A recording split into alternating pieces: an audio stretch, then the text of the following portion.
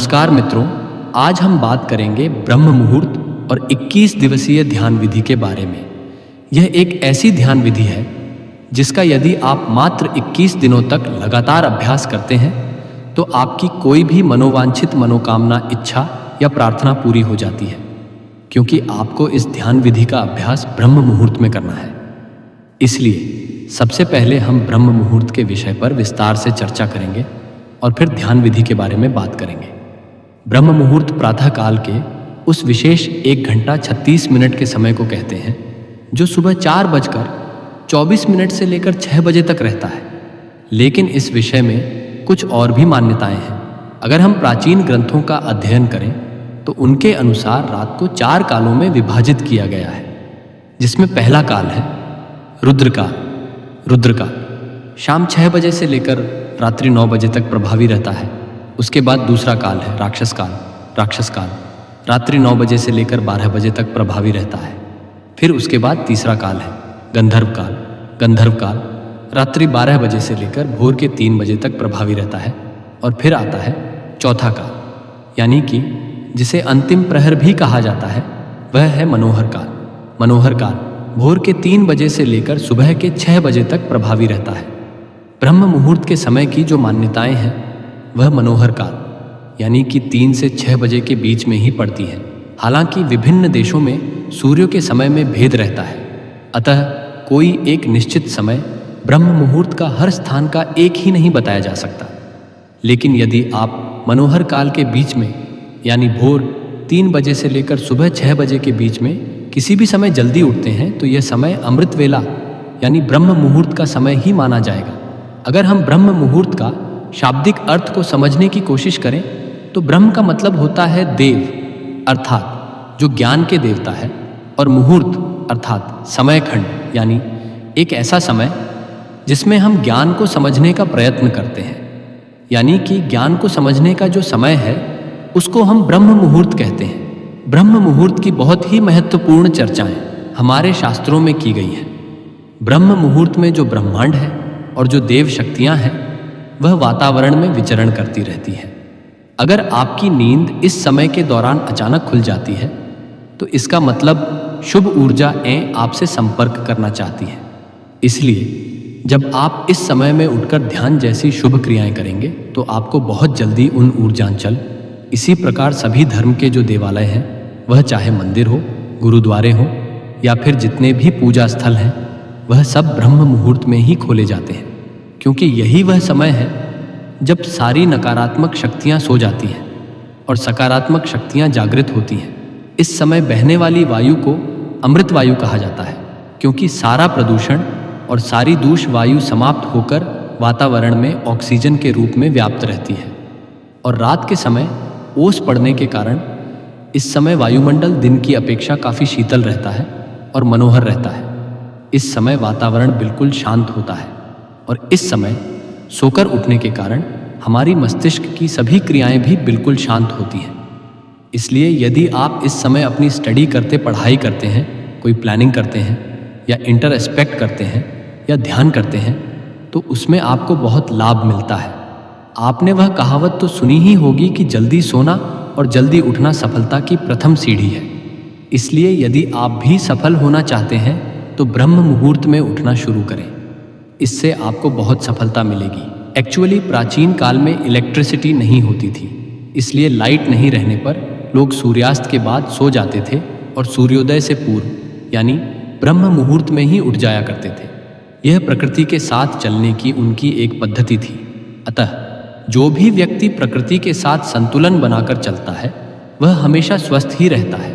और यह भी देखा गया है कि जो लोग प्रातःकाल जल्दी उठते हैं वह बकल स्वस्थ रहते हैं, और अक्सर वह लोग जो नाइट शिफ्ट में काम करते हैं उनको स्वास्थ्य संबंधी समस्याएं आने लगती हैं। कहने का तात्पर्य यह है कि अगर आप प्रकृति के साथ मेल झोल बनाकर चलते हैं तभी हम स्वस्थ रहते हैं। लेकिन अगर हम प्रकृति के खिलाफ चलना शुरू हो जाएं तो हमें शारीरिक रूप और मानसिक रूप से समस्याएं आनी शुरू हो जाती हैं। मित्रों, अब तक आप समझ चुके होंगे कि ब्रह्म मुहूर्त क्या है और इसका महत्व क्या है।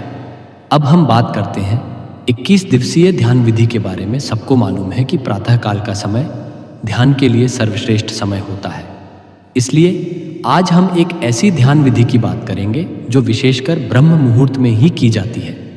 यदि आप इस विधि को निरंतर 21 दिनों तक केवल 10 मिनट की अवधि तक हर रोज इसका अभ्यास करते हैं तो इन 21 दिनों के भीतर ही आपको इस विधि का रिजल्ट मिलने लग जाएगा।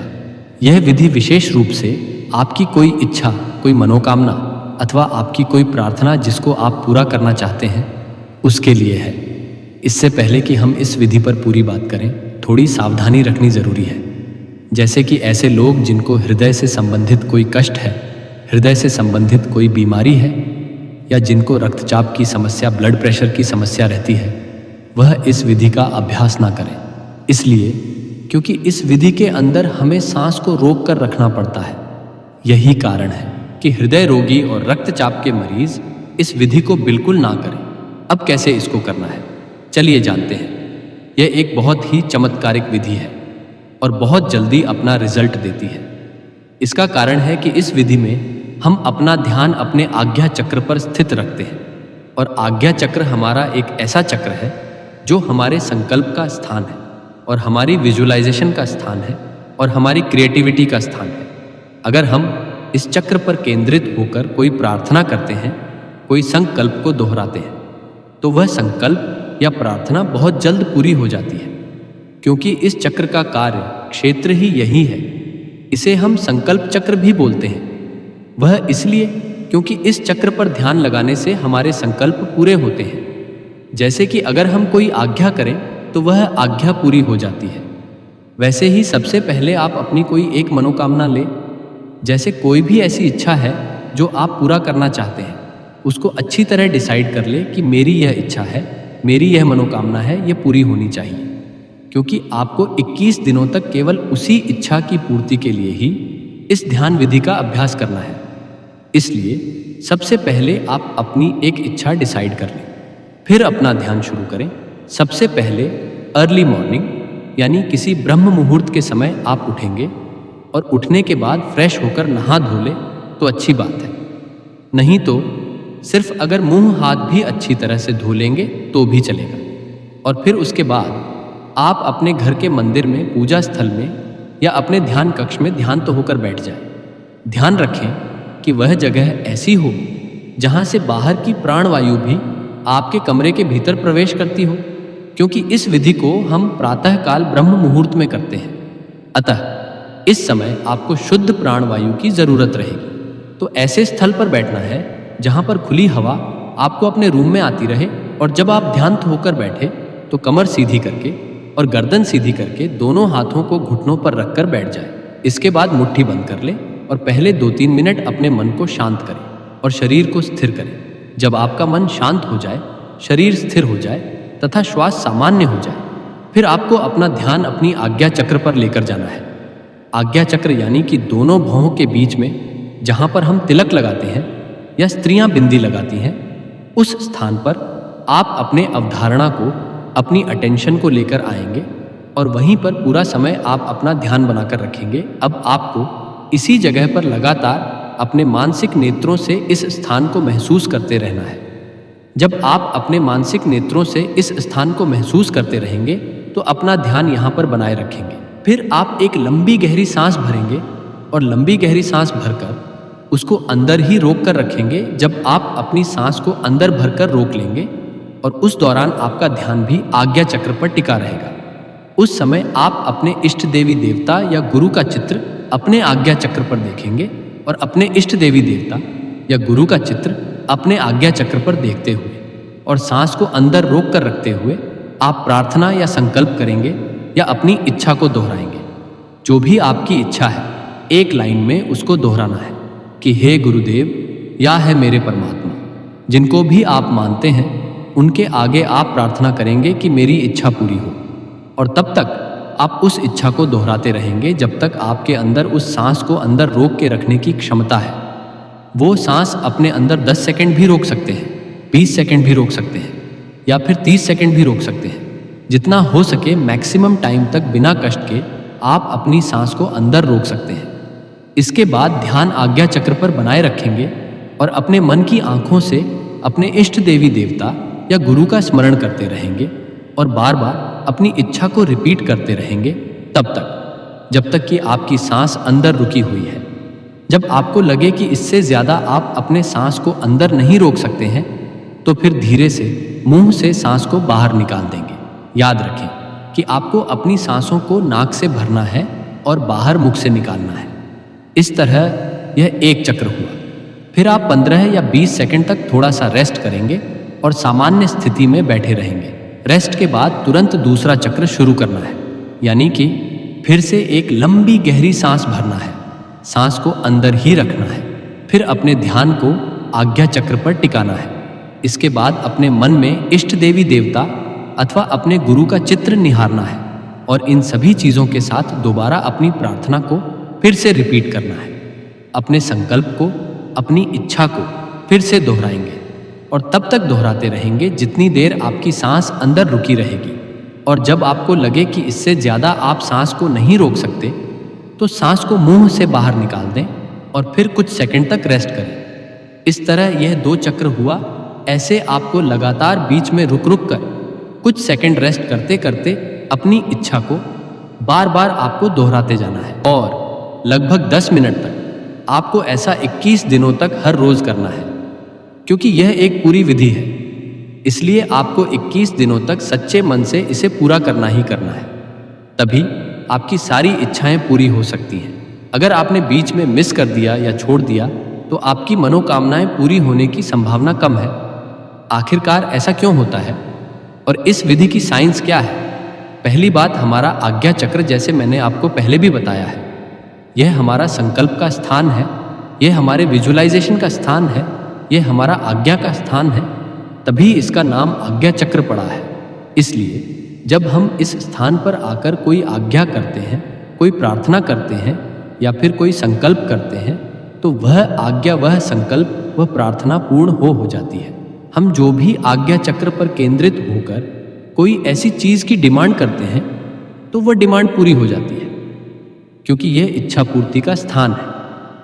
और दूसरी बात, जब हम इस प्रकार से सांस को अंदर रोकते हैं तो क्या होता है, इससे हमारी पूरी बॉडी में एक इमरजेंसी की सिचुएशन आ जाती है। जब हम इतनी देर तक सांस को रोकते हैं तो क्या होता है, हमारा दिमाग रुक जाता है, हमारे विचार रुक जाते हैं। ऐसा क्यों होता है?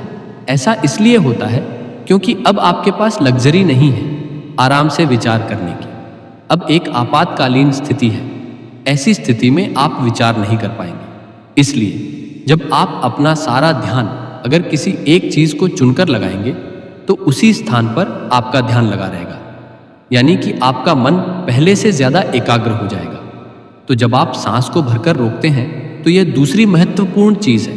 और तीसरी बात यह है कि जब आप इस प्रकार एकाग्र हो जाते हैं और बार बार अपनी मनोकामना को रिपीट करते हैं तो क्या होता है, इससे धीरे धीरे आपकी वह इच्छा आपके चेतन मन से अवचेतन मन में चली जाती है। यानी वह इच्छा 1 दिन बाद, 2 दिन बाद या 3 दिन बाद जो विचार आप बार बार दोहरा रहे हैं, वह आपके अवचेतन मन में जाना शुरू हो जाता है, जो हमारे मन का गहरा तल है। और अगर आप किसी विचार को अपने अवचेतन मन में, यानी कि अपने सबकॉन्शियस माइंड में उतार देते हैं, तो लॉ ऑफ अट्रैक्शन के अनुसार वह इच्छा आपकी पूरी हो जाती है। यही इसकी साइंस है। इसमें तीनों चीजें विशेष रूप से कार्य करती हैं। पहला, आज्ञा चक्र, क्योंकि यह आज्ञा का स्थान है, इसलिए हमारी आज्ञा को पूरी करता है। दूसरा, सांस जब अपने अंदर रोक कर रखते हैं तो शरीर में इमरजेंसी की स्थिति हो जाती है, जिससे आप फालतू के विचार करने से बच पाते हैं और आपका मन एकदम से एकाग्र हो जाता है। तीसरी चीज, जब आप अपने अवचेतन मन को खोल रहे होते हैं, तब आपकी जो इच्छा है वह आपके अवचेतन मन में चली जाती है, जिससे उस इच्छा पूर्ति के द्वार खुलने शुरू हो जाते हैं। और एक और जो सबसे महत्वपूर्ण बात है, वह आप इस विधि को ब्रह्म मुहूर्त के समय में कर रहे हैं। ब्रह्म मुहूर्त का समय की जो विशेषता है वह मैंने शुरू में ही आपको डिटेल में बता दिया है कि अगर हम कोई विधि ब्रह्म मुहूर्त के समय में करते हैं, यानी प्रातःकाल में करते हैं, तो यह समय देवताओं का समय है, परमात्मा का समय है। अतः इस समय में आप अपने शुद्ध मन से कोई भी प्रार्थना करते हैं तो वह प्रार्थना आपकी जरूर सुनी जाती है। तो अब आप पूरी तरह समझ चुके होंगे अगर आप भी कोई संकट में फंसे हुए हैं और आप उस संकट से बाहर निकलना चाहते हैं, तो उस संकट से बाहर निकलने के लिए आप इस प्रकार से ध्यान करें। या आपकी कोई बहुत ज़रूरी कोई आवश्यक इच्छा है या मनोकामना है या कोई ज़रूरत है जिसे आप जीवन में पूरा करना चाहते हैं, तो उस इच्छा या ज़रूरत को आप इस विधि से अपने जीवन में पूरा कर सकते हैं। एक बात और, ऐसी कोई भी इच्छा पूर्ति के लिए इस विधि का प्रयोग ना करें जिससे दूसरे का नुकसान हो, अन्यथा इसके दुष्परिणाम के जिम्मेदार आप खुद होंगे। आप इस विधि का अभ्यास सच्चे मन से करें, क्योंकि यह विधि हमारी आजमाई हुई विधि है। खुद मैंने अपने जीवन में इसको कई बार आजमाया है और हमेशा इसमें सफलता हासिल किया है, इसलिए आप भी सफल होंगे। इसका अभ्यास निरंतर करें, आपको बहुत लाभ होगा। आपको आज की हमारी प्रस्तुति कैसी लगी कमेंट्स में ज़रूर बताइएगा, और अगर आप हमारे चैनल पर नए हैं तो हमारा धार्मिक चैनल को सब्सक्राइब ज़रूर कीजिएगा। धन्यवाद। हर हर महादेव कमेंट में ज़रूर लिखें।